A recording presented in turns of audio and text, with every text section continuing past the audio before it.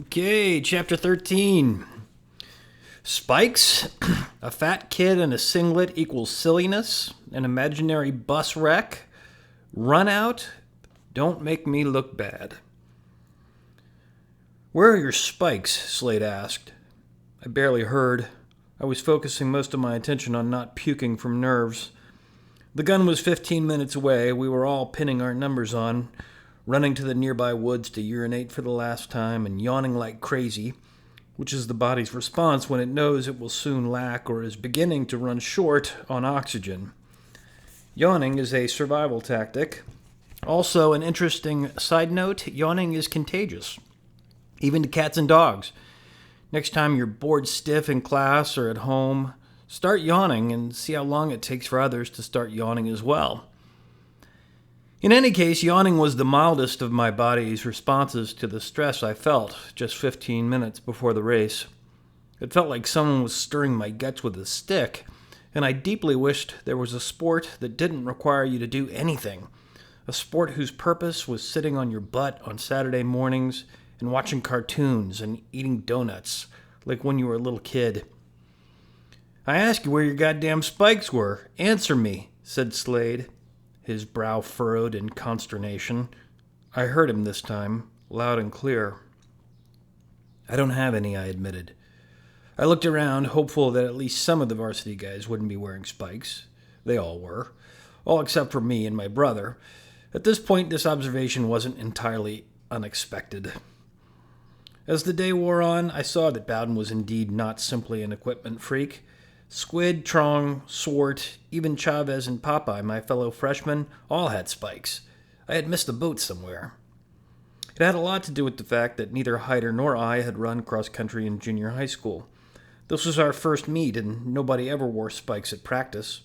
In any case, it had become apparent that the two of us would stand out as a couple of greenhorn rubes when the varsity race came around. Spikes are the epitome of elegant minimalism. Stripped bare for their elemental purpose, racing spikes are nearly weightless, have next to no stability, and function exclusively to create an optimal grip on the earth when the balls of the feet press hardest during a race. The best runners are humans stripped as bare as spikes because of constant running, which pares away the excess of the human body, both muscle and fat. The uniform of other sports allow an athlete to not be much of an athlete, yet still appear to be one. Put a fat kid in a football uniform and he looks like a lineman. Put him in a cross-country uniform and he looks ridiculous. Nearly anyone looks like a baseball player if he wears a baseball uniform. This is decidedly not the case with running. And for a cross-country runner, the icing on the cake as far as appearance goes is definitely the spikes. Training shoes are designed specifically for their purpose. Trainers are for cushioning and protection over hundreds of relatively slow miles. They are designed to be durable and stabilizing in order to prevent injuries. A spike and a trainer are as different as an airliner and a jet, or a school bus and an Indy car. Looking down at my feet, my Tigers, which once seemed so sleek, now seemed as clunky as clown shoes. Idiot, said Slade as he checked the laces on his spikes, a pair of Dayglow yellow Adidas Adistars with orange stripes. They were the shoes all the Kenyans and Ethiopians wore when running away with the World Cross Country Championships every year. Up to that point, it had been a good day for the team and for me. I'd had fun and been oblivious of my impending doom while cheering on my fellow Bluebirds in the freshman 2-mile race, in which Leonardo showed a hint of his potential by breaking 12 minutes. Popeye was happy simply to have finished his first high school race, and I was happy for him. Squid completed his 2-mile jog, the JV race, in 14 minutes and a few seconds, causing him to entertain the possibility of actually training in hopes of earning that Land Rover or Porsche. In the girls' race, a pair of our girls had placed in the top 10. Everyone around our tent was smiling, happy to be done, and looking forward to watching us in the day's final event.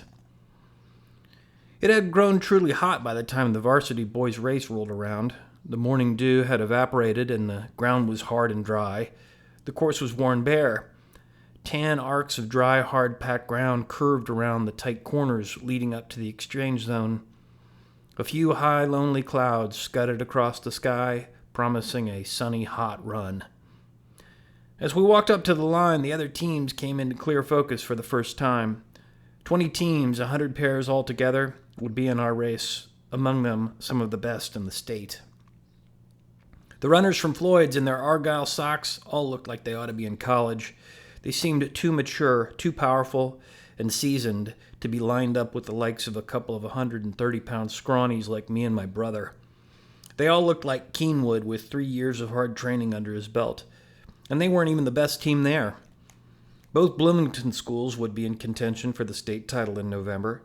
Anderson High School, which later seemed very cool to me because their scoring five was 3 black guys and 2 white guys, was ranked among the best in the state that year. However, the team everyone glanced at, tried hard not to stare at, was the Ridgeline Salukis. The perennial state champs, 11 years in a row at the start of that season, the Salukis were the team we all wanted to be. Simultaneously, they were the team whose bus we wished would crash into a ditch on the way to the meet, whose bus windows and doors we envisioned jamming shut, and whose coaches and athletes we dreamed would slowly and painfully burn to death. Well, actually, I didn't hate them that much as a naive freshman, but I'd be indoctrinated into the legions of Saluki haters soon enough. I would learn to hate.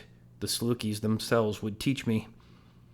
On that morning, however, my head was spinning so hard as we approached the start, I couldn't have told you which team was which, and I didn't really care. I was mostly focused on not blowing my pre-race granola bars and nearly half a gallon of Gatorade. I overdid it in my anxiety on my big, fat, ugly trainers, which 24 hours prior had seemed the height of running tech. "Gentlemen, take a run out if you want it," said the starter through a bullhorn. The starter wore a red sports coat and black pants, even though it was hot. I found this to be intimidating somehow. There was something nearly policeman-like about him in his formal attire. Also, he had a gun. My heart leapt in my chest in fear when everyone took off for runouts. I thought they were starting the race.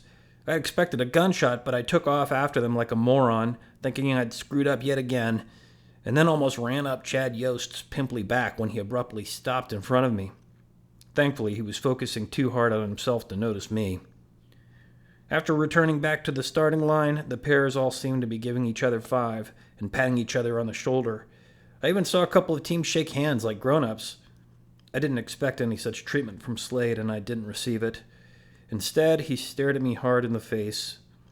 "Don't make me look bad," he whispered through clenched teeth. I didn't speak a word back. I merely nodded that I understood my mission. I would endure any amount of pain, I pledged to myself as I stood there on the white line, in order not to make Jeff Slade look bad. I would risk death by exploding my own heart if such a thing were possible, because at least then I would die with dignity, and by my own actions, and not at the hands of my team captain. The second runners had stepped back, leaving a long line of us standing there at the start. The starter waited for us all to look his way. The crowd hushed.